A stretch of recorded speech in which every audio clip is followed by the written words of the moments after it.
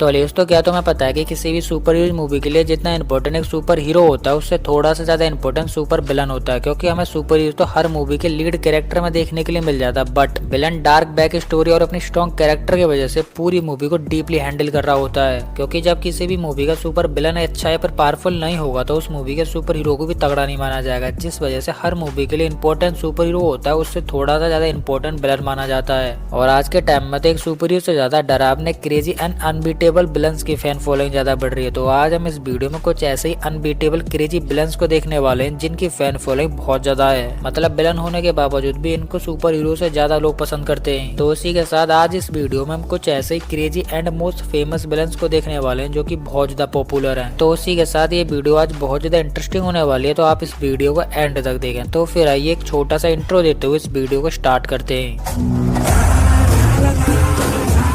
Number 10, Ultron. जिससे Ultron Tony Stark द्वारा बनाए हुए क्रेजी और एक मोस्ट पावरफुल एआई था जिसके अंदर सोचने समझने की शक्ति आ जाती है, जिसके बाद ये अर्थ के लिए ह्यूमंस को खतरा मान लेता है, जिसके बाद ये सभी को टपकाने निकलता है। जिससे अल्ट्रॉन एक एआई होने की वजह से इसके पास कोई फिजिकल बॉडी तो नहीं थी, बट हाँ इसके एक वाइब्रेनियम मेटल से बनी हुई बॉडी को अपने कंट्रोल में ले रखा था, जिस वजह से सभी लोग उसको उस तरीके से देख पा रहे थे। और इसी के साथ अल्ट्रॉन के पास पूरे इंटरनेट का काफी डीपली एंड छोटी से छोटी चीज का एक्सेस था, जिससे अल्ट्रॉन हर उस चीज को कंट्रोल कर सकता है जो कि ब्लूटूथ एंड वाईफाई से कनेक्टेड थी। और सबसे इंपॉर्टेंट बात कि अल्ट्रॉन अपनी बॉडी को छोड़कर एक जगह से दूसरी जगह जाता था वो शेयरिंग डाटा केबल या फिर इंटरनेटिंग शेयरिंग डाटा केबल का इस्तेमाल करता, जिससे वो हजारों किलोमीटर दूर दूसरी किसी बॉडी में कुछ ही सेकंड में पहुंच सकता था। और अल्ट्रॉन ने इसी चीज का गलत फायदा उठाते हुए अल्ट्रॉन बोर्ड्स की आर्मी क्रिएट करी ह्यूमंस को खत्म करने के लिए एंड अवेंजर्स को बीट करने के लिए। और बाई चांस यहाँ पर अवेंजर्स हार जाते तो ह्यूमंस का क्या हाल होता वो शायद आप इमेजिन भी नहीं कर सकते। और अल्ट्रॉन गलती से अवेंजर्स को हरा भी देता तो उसके बाद अल्ट्रॉन किस तरीके से अपने आप को पावरफुल बनाता उसका हिंट दूं तो आपको याद होगा कि कैसे व्हाट इफ सीरीज में अल्ट्रॉन ने विजन की बॉडी पर कब्जा कर लिया था, जिससे 4 इन्फिनिटी स्टोन्स होल्ड करने वाले थैनोस को उसकी एंट्री पे इजीली तरीके से टपका दिया था। But finally age of Ultron में अल्ट्रॉन और अवेंजर्स वाली बैटल में अल्ट्रॉन नहीं जीता, जिसके बाद हमें ऐसा कुछ भी देखने के लिए नहीं मिला। Number 9, venom. जिससे वेनम हमें सबसे पहले 1988 में देखने के लिए मिला था, जहाँ पर वो सबसे पहले पीटर पार्कर मतलब स्पाइडरमैन के साथ बॉन्ड बनाता है। और वो जब बॉन्ड बनाता है तो वो क्रेजी वेनम नहीं बल्कि स्पाइडरमैन के ब्लैक सूट में नजर आता है। जिससे वेनम स्पाइडरमैन के साथ बॉन्ड बनाने के बाद उसकी मन की इच्छाओं को कुछ इस तरीके से बाहर निकालता है, जिससे स्पाइडरमैन धीरे धीरे करप्ट बनता जाता है। और यही हम ऑन स्क्रीन की बात करें तो वेनम हमें सबसे पहले एडी के साथ बॉन्ड बनाता हुआ देखने के लिए मिलता है, जहाँ पर वो क्लिंटर प्लेनेट से अर्थ पर आता है, जिसके बाद उसे एलियन बोला जाता है। जिससे वेनम जब एडी के साथ बॉन्ड बनाता है तो वो एडी के साथ एक क्रिएचर के रूप में हमें देखने के लिए मिलता है। जिससे वेनम बहुत ज्यादा पावरफुल और पावरफुल होने की वजह से वो अपने होस्ट को स्टेमिना, ड्यूरेबिलिटी एंड स्पीड और सबसे इंपॉर्टेंट बात की वो उसे मरने नहीं देता है। Number 8, magneto. जिससे मैग्नेटो एमसीयू में सबसे ज्यादा पावरफुल म्यूटेंट है, बट हाँ ये हमेशा से म्यूटेंट के लिए लॉयल रहा है, बट इसी के साथ हमेशा से इसका ये मान रहा है कि म्यूटेंट हमेशा खतरे में रहे और वो ह्यूमंस से खतरे में रहते हैं, क्योंकि ह्यूमंस पॉपुलेशन में बहुत ज्यादा है। जैसे ह्यूमंस के दिमाग में कभी ये आ गया कि म्यूटेंट बहुत शक्तिशाली और ये आगे जाकर हमारे लिए खतरा बन सकते हैं, तो इसलिए हमें इन सभी म्यूटेंट्स को खत्म कर देना चाहिए। तो मैग्नेटो हमेशा से इस बात को सोचते हुए एक्चुअली में ह्यूमंस से नफरत करता है, और इसी बात को लेकर सभी म्यूटेंट मैग्नेटो से हमेशा दूरी बना के रखते हैं, क्योंकि उनको पता है कि मैग्नेटो कभी भी कुछ भी कर सकता है। और इसी के साथ मैग्नेटो की पावर्स के बारे में बात करें तो दुनिया में जितनी भी मेटल्स है मैग्नेटो उन सभी मेटल्स को कंट्रोल करके इजीली कुछ भी कर सकता है। और सबसे इंपॉर्टेंट बात की जो कि तुम्हें मैग्नेटो का नाम सुनते ही पता चल गई होगी, जिससे मैग्नेटो अपनी पावर्स का इस्तेमाल करते हुए इलेक्ट्रिसिटी को भी कंट्रोल कर सकता है, और इलेक्ट्रिसिटी को कंट्रोल करने के बाद मैग्नेटो बहुत ज्यादा पावरफुल हो जाएगा। Number 7, green goblin. जिससे ग्रीन गॉब्लिन बेसिकली स्पाइडरमैन का विलन है, जिससे स्पाइडरमैन जितना फेमस है उतना ही ग्रीन गॉब्लिन फेमस है। जिससे ग्रीन गॉब्लिन हमें सबसे पहले टोपी मिकवार वाले यूनिवर्स में देखने के लिए मिला था, जो कि ओबन ऑसबॉर्न की बॉडी को कंट्रोल कर रहा था। जिससे हम यहाँ पर ओबन ऑसबॉर्न की बात करें तो वो ग्रेट साइंटिस्ट और ऑसबॉर्न कंपनी को ओन करते, जिसके बाद उन्हें ग्रीन कलर के केमिकल को जनरेट करा और उसे पीकर अपने ऊपर एक्सपेरिमेंट कर लिया। जिससे इस केमिकल का काम होने के बाद या फिर रिएक्शन होने के बाद ओबन ओसबॉर्न के अंदर 2 आइडेंटिटी एग्जिस्ट करने लगी, जो कि पहली ओसबॉर्न की थी और दूसरी थी ग्रीन गॉब्लिन की।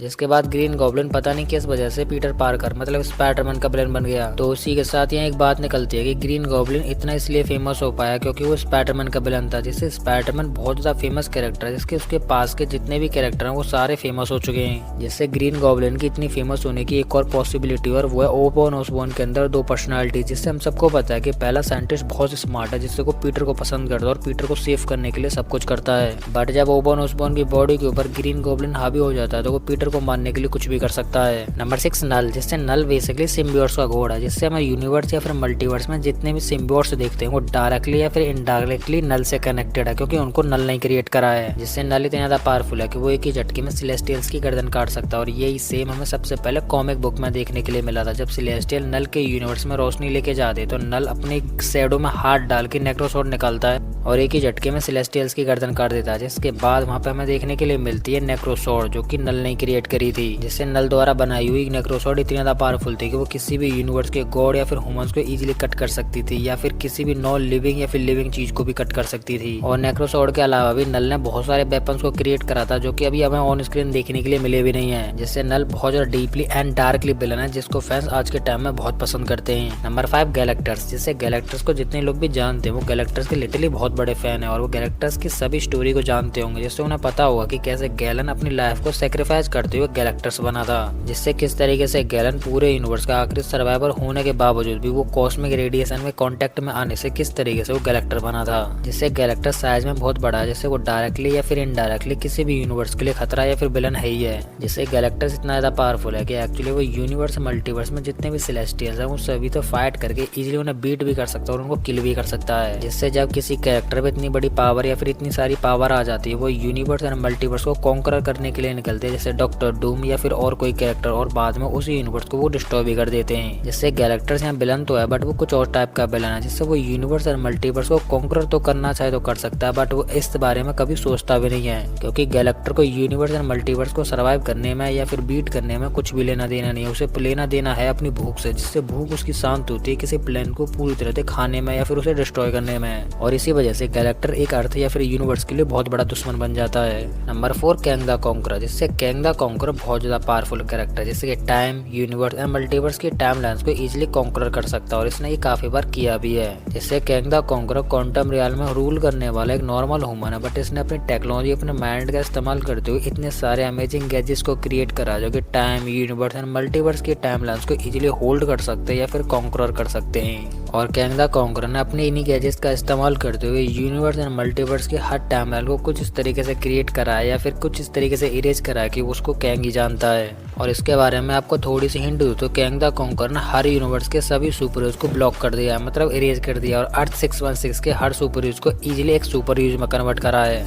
जिससे ये किसी नेचुरल टाइमलाइन की वजह से नहीं बल्कि कैंग द कॉन्करर ने अपनी पावर्स का इस्तेमाल करके करा है। Number 3 Loki. जिससे लॉकी थॉर का सौतेला भाई है, जो कि ओडिन ने लॉकी के मरने के बाद लॉकी को अडॉप्ट कर लिया था, जहाँ पर ओडिन ने अपनी पावर का इस्तेमाल करते हुए लॉकी के बॉडी कलर को भी चेंज करा था। जिसके बाद ओडिन और फ्रेगा लॉकी को अपने बच्चे की तरह पालते हैं। जिससे लॉकी का कैरेक्टर ऑलरेडी कॉमिक में बहुत ज्यादा फेमस है, बट इसकी रियल पॉपुलैरिटी बढ़ी है जब इसको ऑन स्क्रीन देखा गया है। जिससे लॉकी का कैरेक्टर में जब सबसे पहले दिखाया गया था वो थॉर के फर्स्ट मूवी में दिखाया गया था, जहाँ पर सबसे पहले उसे विलन कैटेगरी में दिखाया गया था। जिससे वो हमेशा से हमें जब भी ऑन स्क्रीन देखने के लिए मिला, जब से लॉकी ने हमेशा विलन कैटेगरी को चूज करा है। जिससे विलन होने की वजह से लॉकी के कैरेक्टर को बहुत लोग पसंद करते हैं। इससे यहाँ लॉकी के इतने ज्यादा फेमस होने के 2 रीजन और निकल कर आए, जिससे हम सबको पता था कि लॉकी विलन था, सभी लोग उसे पसंद कर रहे थे, बट मार्वल ने जब से उसे सुपर हीरो बनाया था तो मार्वल फैंस को ये कैरेक्टर बहुत पसंद आया है। और सबसे इम्पोर्टेंट बात की जो कि मुझे बहुत पसंद आई, जिससे लॉकी का कैरेक्टर कभी इतना फेमस या फिर इतना रियलिस्टिक लगता नहीं, जो कि टॉम हिडलसन ने एज एक्टिंग करके उसे रियलिस्टिक बनाया है। जिससे नो डाउट आज के टाइम में लॉकी इतना फेमस या फिर इतना रियलिस्टिक विलन बन पाया वो एक्चुअली में टॉम हिडलसन की वजह से ही बन पाया।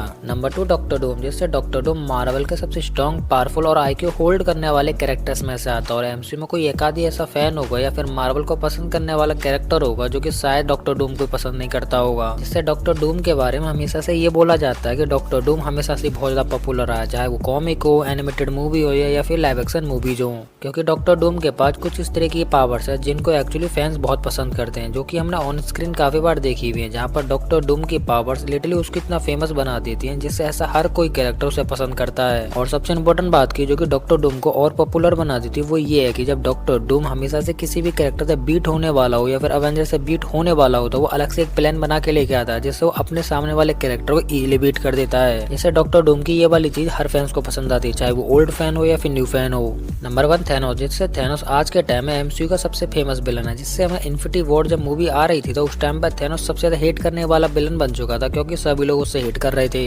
बट जब इन्फिनिटी वॉर और एंड गेम जैसी मूवीज खत्म होगी जिसके बाद थैनोस भी खत्म हो गया, जिससे थैनोस की बात सबको पसंद आई कि जब वो हाफ पॉपुलेशन डस्ट करना चाह रहा था उससे सभी लोग रियलिस्टिक में चाहते थे कि हाँ आज के टाइम में ये बात बिल्कुल सच थी। और थैनोस की पावर्स की बात करें तो थैनोस ने 6 इन्फिनिटी स्टोन्स होल्ड करके या फिर एक जगह इकट्ठा करके लिटरली उन सभी की डायरेक्ट पावर को अपने ऊपर सर्वाइव कर लिया था।